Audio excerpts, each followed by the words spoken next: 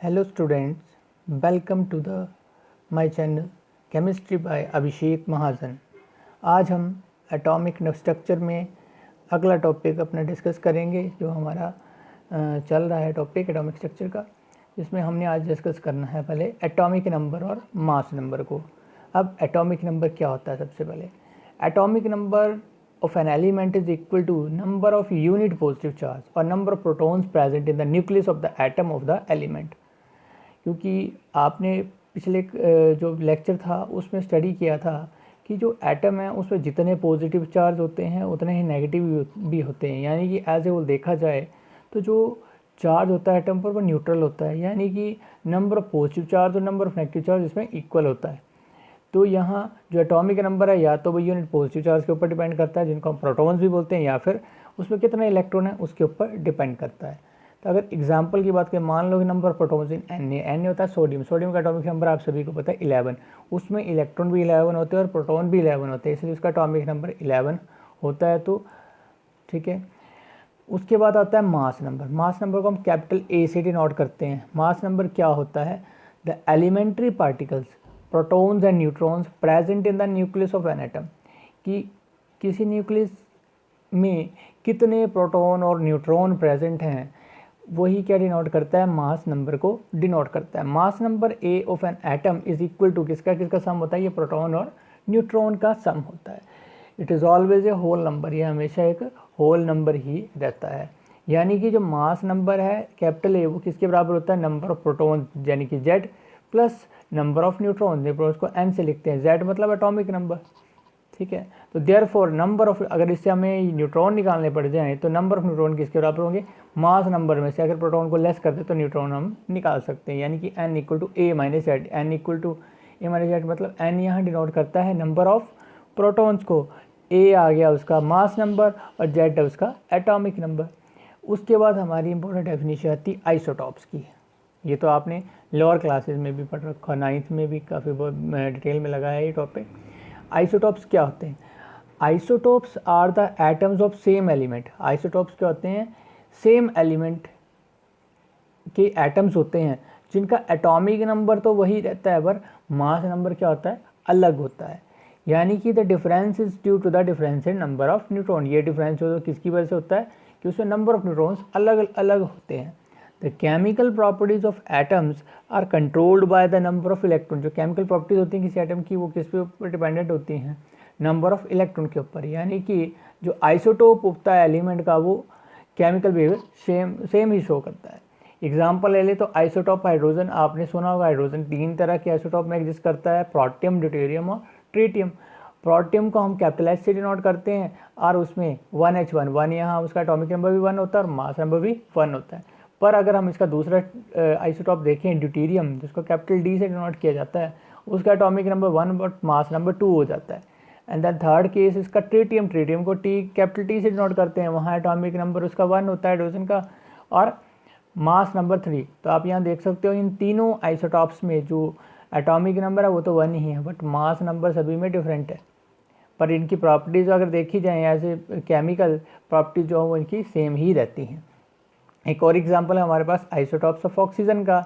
Oxygen का atomic number आप सभी को पता है 8 होता है। तो देखो यहाँ भी ये भी 3 तरह के आइसोटॉप में एग्जिस्ट करता है, 8 और 16, 8 और 17, 8 और 18, यानी कि atomic number same but mass number different, तो नंबर ऑफ न्यूट्रॉन्स भी डिफरेंट होंगे। उसके बाद आती है हमारे पास रिलेटिव अबंडेंस। रिलेटिव अबंडेंस का क्या मतलब होता है? Isotopes of an element occur in different percentage in nature. जो आइसोटॉप्स होते हैं किसी एलिमेंट के वो डिफरेंट परसेंटेज में मिलते हैं नेचर में, ये आप सभी जानते हैं। Which is termed as relative abundance, जिसको हम रिलेटिव अबंडेंस मिलते हैं उसकी। तो using this relative abundance the average atomic mass of the element can be calculated. इस रिलेटिव अबंडेंस को यूज़ करके हम किसी भी एटम का एवरेज मास जो उसको कैलकुलेट कर सकते हैं। मान लो एग्जांपल ले लेते हैं, जैसे आपने सुना होगा क्लोरीन है, उसका मास कितना होता है? 35.5। क्यों होता है? क्योंकि उसके 2 आइसोटॉप होते हैं, एक 35Cl यानी कि जब मास नंबर 35 और एक मास नंबर 37 वाला। और जो मास नंबर 35 है वो 75% मिलता है अबंडेंस में और वो दूसरा जो 25% अबंडेंस में मिलता है। अगर हम इन दोनों की एवरेज लें तो हमारे पास आता है 35.5, इसलिए हम इसका मास नंबर 35.5 लेके चलते हैं। उसके बाद आता है आइसोबार्स। आइसोबार्स क्या होते हैं? Atoms of different element. Atoms तो डिफरेंट एलिमेंट होंगे, उनका एटॉमिक नंबर भी डिफरेंट होगा, पर अगर उनका मास नंबर देखें तो वो क्या होता है? सेम होता है। आइसोबार में एग्जांपल ले सकते हैं, जैसे आर्गन का एटॉमिक नंबर 18 तो मास नंबर उसका 40 होता है। पोटाशियम का एटॉमिक नंबर 19 पर उसका भी मास हम 40 लेके चलते हैं। कैल्शियम का एटॉमिक नंबर 20 उसका भी मास नंबर 40 ले सकते हैं। तो यहाँ देख सकते हैं आप, एटॉमिक नंबर सभी के डिफरेंट है एग्जाम्पल में, पर मास नंबर देखा जाए तो सभी का 40 है, इसलिए हम इसको क्या बोलते हैं? आइसोबार्स। उसके बाद आते हैं isotones. Atoms of different elements, ये होते हैं एटम्स डिफरेंट एलिमेंट के which contain the same number of neutrons, जिसमें न्यूट्रॉन्स जो होते हैं वो सेम रहते हैं, उन्हें बोलते हैं आइसोटोन्स। यहाँ दो एग्जांपल स्टडी किए हमने, एक सल्फर का और एक क्लोरीन का। यहाँ देख सकते हो आप, सल्फर का एटॉमिक नंबर 16 होता है, उसका मास नंबर 36, और क्लोरीन उसका एटॉमिक नंबर 17 और मास नंबर उसका 37। अगर आप इसका डिफरेंस निकाल के देखें तो देख सकते हो आप, इन दोनों का डिफरेंस कितना 20 आ रहा है, यानी कि जो नंबर ऑफ न्यूट्रॉन्स हैं इन दोनों में सेम है, इसलिए इन्हें हम क्या बोलते हैं? आइसोटोन्स। उसके बाद था iso electronic. Iso electronic species क्या होती हैं? तो स्पीसीज में क्या आते हैं? एटम्स और आयंस, सभी के जो कॉन्स्टिट्यूएंट पार्टिकल है वो सारे के सारे आ जाते हैं। The species containing the same number of electron, वो स्पीसीज जिसमें नंबर ऑफ इलेक्ट्रॉन जो वो सेम रहते हैं उन्हें हम बोलते हैं आइसो इलेक्ट्रॉनिक स्पीसीज। जैसे O2 नेगेटिव है, O2 नेगेटिव मतलब ऑक्सीजन के ऊपर 2 नेगेटिव चार्ज है। 2 नेगेटिव चार्ज का मतलब है कि अगर हम उसको काउंट करें तो उसमें नंबर ऑफ इलेक्ट्रॉन उससे जितने होते हैं उससे 2 ज़्यादा होंगे। नेगेटिव चार्ज मतलब गेन करने की टेंडेंसी, ठीक है। तो ऑक्सीजन में देखो यहाँ 10 इलेक्ट्रॉन है, फ्लोरीन के ऊपर नेगेटिव चार्ज है 9 और 1 10। Na पॉजिटिव मतलब लूज़ करने की टेंडेंसी, तो सोडियम का 11 एक लूज़ करे तो स्टेबल कॉन्फिगरेशन नियॉन आ जाता है उसके साथ। Mg2 पॉजिटिव, ये मैग्नीशियम का 12, उसको 2 लेस करे तो 10। एल्यूमिनियम का 13, 3 लेस करे तो 10। नियॉन का तो होता ही 10 है। तो इसलिए हम यहाँ देख सकते हो आपकी नंबर ऑफ इलेक्ट्रॉन इन सभी एग्जाम्पल्स में सेम है, इसलिए हम इसको आइसो इलेक्ट्रॉनिक स्पीसीज बोलते हैं। उसके बाद आता है इलेक्ट्रोमैग्नेटिक रेडिएशन। इलेक्ट्रोमैग्नेटिक रेडिएशन क्या होती है? Electromagnetic radiations are waves. Electromagnetic क्या है? एक तरह की वेव्स हैं which are formed as a result of oscillating magnetic and electric field, जो कि किससे प्रोड्यूस होते हैं? जब मैग्नेटिक फील्ड और इलेक्ट्रिक फील्ड जो वो ऑसिलेट करती हैं। और आपने पढ़ा है कि जो मैग्नेटिक फील्ड और इलेक्ट्रिक फील्ड है वो हमेशा एक दूसरे के परपेंडिकुलर ऑसिलेट करती हैं, ठीक है। और उनकी मूवमेंट की डायरेक्शन होती है वो भी कैसी रहती है? परपेंडिकुलर ही रहती है। ये देख सकते हो आप, यहाँ दोनों तरह की जो वेव्स हैं उनको बताया गया है, और आप एक दोनों तरह की वेव आप देख सकते हो एक दूसरे के परपेंडिकुलर ही मूव कर रही हैं। एक्स एक्सिस और वाई एक्सिस दोनों, जेड एक्सिस भी बता रखी, 3 डायमेंशन में बता रखा है। बोलता है they do not require any medium and can move in vacuum unlike sound waves. बोलता है उनके लिए कोई मीडियम की जरूरत नहीं होती है और वो वैक्यूम में से भी मूव कर सकती हैं। Light is a form of radiation. Light क्या है? एक तरह की फॉर्म है किसकी? रेडिएशन की, और उसकी वेव कैरेक्टरिस्टिक्स भी होती हैं। The various characteristics of wave are, देखो ये आप एक वेव बता रखी है जिसमें डायरेक्शन ऑफ वेव मोशन भी बता रखी है, और आपको यहाँ वाइब्रेशंस कैसे प्रोड्यूस हो रही है, वेव लेंथ क्या है, एम्पलीट्यूड क्या है, उन सभी की डेफिनेशन बारी बारी से क्लियर की जाएगी। सबसे पहले एम्पलीट्यूड क्या होता है? एम्पलीट्यूड क्या होता है? It is the height of crest और ट्रफ। हाइट ऑफ क्रेस्ट समझ सकते हो, जो वेव है वो कितनी हाइट को अटेन, कितनी उसकी मैक्सिमम वैल्यू है या कितनी उसकी मिनिमम वैल्यू। मैक्सिमम वैल्यू देखो ऊपर अगर हम देखें, यहाँ पॉइंट ए आपको दिख रहा होगा, ए सी और ई, ये 3 पॉइंट हैं जो हाइट को बता रहे हैं, क्रेस्ट जिसको हम क्रेस्ट भी बोलते हैं, और जो डेप्थ जिसको ट्रफ बोलते हैं वो बी और डी बता रहे हैं। यानी कि ऊपर की तरफ कितनी हाइट है या नीचे की तरफ कितनी डेप्थ है, वो इसके एम्पलीट्यूड को बताती है, और इसके यूनिट मीटर होते हैं। फ्रीक्वेंसी को न्यू से लिखा जाता है the number of waves passing through a point in 1 second. कि कितनी वेव्स एक पॉइंट में से 1 सेकेंड में पास करती हैं, उसे हम उसकी फ्रीक्वेंसी बोलते हैं। फ्रीक्वेंसी के यूनिट हर्ट्ज होते हैं, HZ भी लिखते हैं, तो आपने पढ़ रखा लोअर क्लासेस में, और पर सेकेंड भी होते हैं। टाइम पीरियड क्या होता है? The time taken by a wave to complete 1 vibration. मतलब एक वेव को एक वाइब्रेशन कंप्लीट करने में कितना टाइम लगता है, वो उसको हम बोलते हैं time period of wave. Unit इसके होते हैं सेकेंड।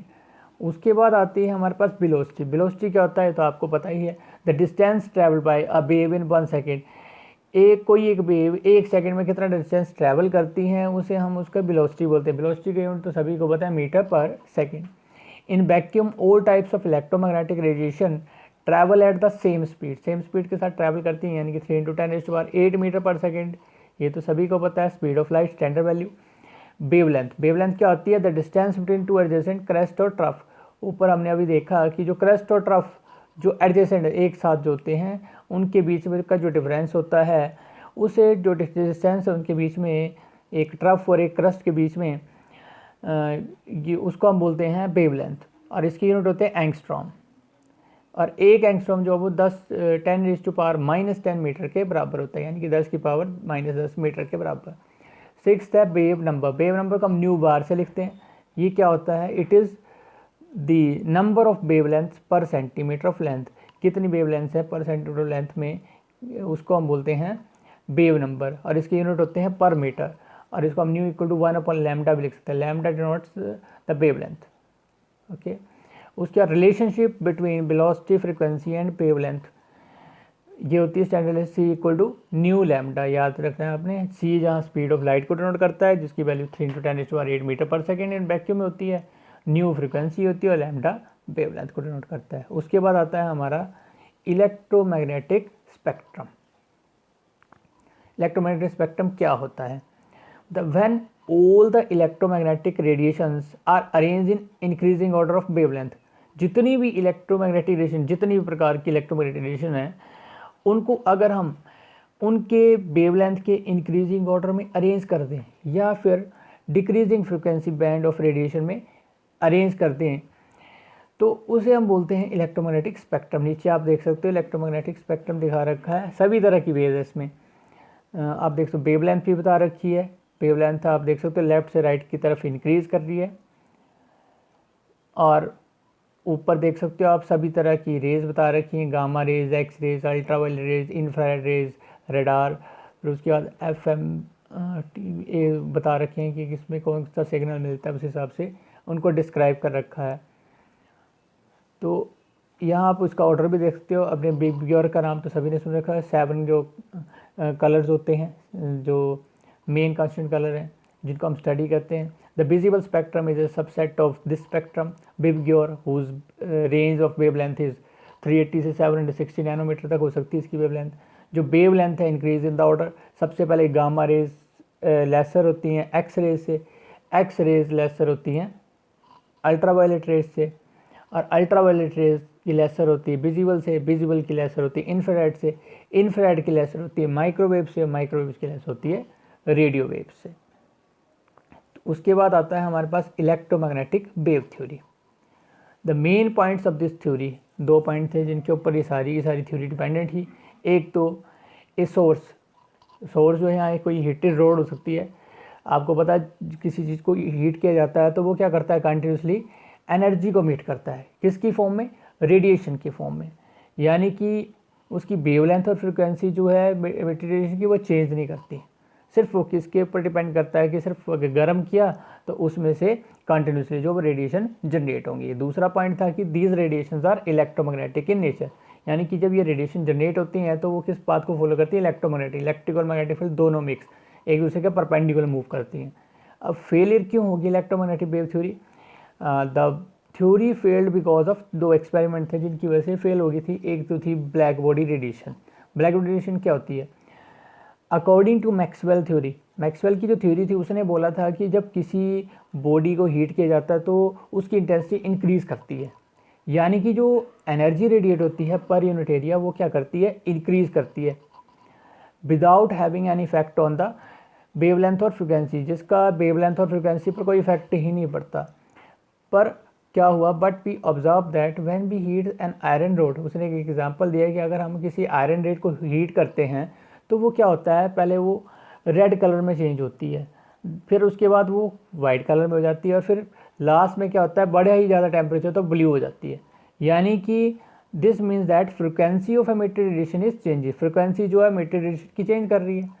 तो an ideal body which emit and absorb radiation, वो आइडियल बॉडी जो एमिट भी कर रही है रेडिएशन को, एब्जॉर्ब भी कर रही है सभी तरह की फ्रिक्वेंसी को, उसको हम बोलते हैं ब्लैक बॉडी।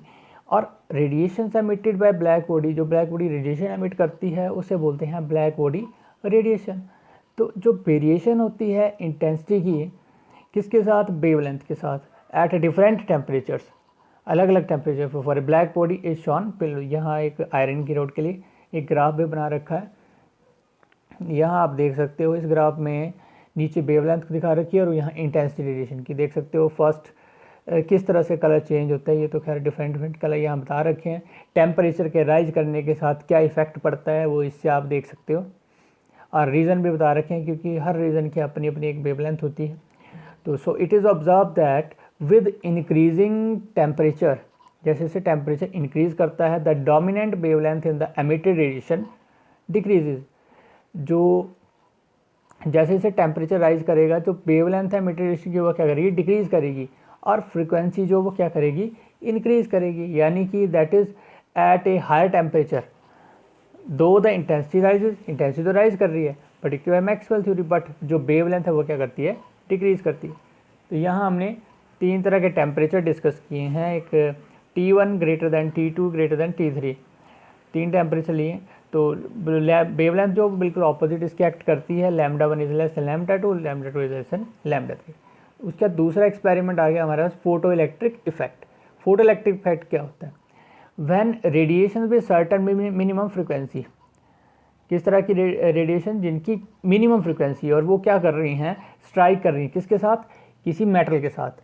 तो इलेक्ट्रॉन्स क्या हैं, इजेक्ट होते हैं। जैसे ही वो मेटल सरफेस के साथ टकराती हैं तो वहाँ से इलेक्ट्रॉन जो वो निकलना शुरू हो जाते हैं, जिस फिनोमेनन को बोलते हैं हम फोटो इलेक्ट्रिक इफेक्ट। और जो इलेक्ट्रॉन एमिट होते हैं उनको बोलते हैं फोटो इलेक्ट्रॉन्स। ये देख सकते हो आप, इस डायग्राम में दिख रहा है, लाइट एंटर कर रही है और वो मेटल सरफेस से टकरा रही है। मेटल सरफेस से टकराने के बाद क्या हो रहा है, वहाँ से इलेक्ट्रॉन जनरेट हो रहे हैं। इलेक्ट्रॉन जनरेट हो कहाँ जा रहे हैं, आगे डिटेक्टर लगा रखा है। डिटेक्टर जो वो डिटेक्ट करेगा कि कितने इलेक्ट्रॉन जनरेट हो रहे हैं। तो the following observations are made. First इससे ऑब्जर्वेशन ये बनी कि जो इलेक्ट्रॉन्स हैं, electrons are ejected from the metal surface. जो इलेक्ट्रॉन्स है वो मेटल सरफेस से इजेक्ट हुए as soon as the beam of light strike the, जैसे ही बीम ऑफ लाइट जो वो उस सरफेस से टकराया, that is there is no time lag between the striking of light beam and the ejection of electron from the metal surface. मतलब बोलने का ये है कि ऐसा नहीं है कि लाइट की रेडिएशन टकराई मेटल सरफेस से और काफ़ी टाइम लगा इलेक्ट्रॉन, ऐसा कुछ नहीं है। जैसे ही वो टकराई उसी टाइम जो इलेक्ट्रॉन जो वो निकलना शुरू हो गए। दूसरा उसने स्टडी किया कि जो number of electrons ejected is proportional to the intensity और ब्राइटनेस ऑफ लाइट। कितने इलेक्ट्रॉन जो इजेक्ट होंगे वो किसके ऊपर डिपेंड करता है कि जो लाइट हमने उसके ऊपर स्ट्राइक करवाई उसकी इंटेंसिटी या उसकी ब्राइटनेस कितनी है। थर्ड उसने ऑब्जर्व किया for each metal there is a characteristic minimum frequency. हर मेटल के लिए एक अपनी एक फिक्स कैरेक्टरिस्टिक मिनिमम फ्रिक्वेंसी होती है, जिसको न्यू नॉट से नोट करते हैं, उसको हम थ्रेशोल्ड फ्रिक्वेंसी भी बोलते हैं। जिसके नीचे क्या होता है, फोटो इलेक्ट्रिक ही ऑब्जर्व ही नहीं होता। मतलब एक मिनिमम फ्रिक्वेंसी है ना, तो उससे कम होगी तो वो ऐसा इफेक्ट देखने को ही नहीं मिलेगा। At a frequency nu greater than nu naught the ejected electron come out with certain kinetic energy. अगर मिनिमम फ्रिक्वेंसी से ज़्यादा होगी तभी तो इलेक्ट्रॉन निकलेंगे, और इलेक्ट्रॉन निकलेंगे तो उनकी काइनेटिक एनर्जी भी होगी। तो जो kinetic energies of these electron increase with the increase of frequency of the light use. तो जो काइनेटिक एनर्जी इन इलेक्ट्रॉन की वो भी किसके ऊपर डिपेंडेड है कि फ्रिक्वेंसी कितनी है। अगर फ्रिक्वेंसी बढ़ेगी तो क्या होगा, काइनेटिक एनर्जी भी बढ़ेगी, ठीक है ना। तो ये सब जो था आज का हमारा लेक्चर था। कल हम इससे आगे का जो नेक्स्ट टॉपिक है, कुछ एक मॉडल्स हैं, बोर मॉडल है, प्लैंक की थ्योरी है और हेंजनबर्ग अनसर्टेनिटी प्रिंसिपल है, वो हम अपने नेक्स्ट लेक्चर में डिस्कस करेंगे। अगर आपको मेरी वीडियो अच्छी लगी है तो इसे लाइक करें, शेयर करें और मेरे चैनल को सब्सक्राइब करें। Thank you for watching.